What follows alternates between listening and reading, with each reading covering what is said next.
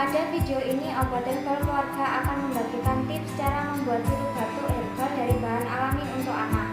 Batuk bisa jadi adalah gejala iritasi bronkial karena efek lingkungan sekitar, baik karena kualitas udara yang kurang baik atau karena penyakit pernapasan seperti pilek, flu, atau bahkan bronkitis.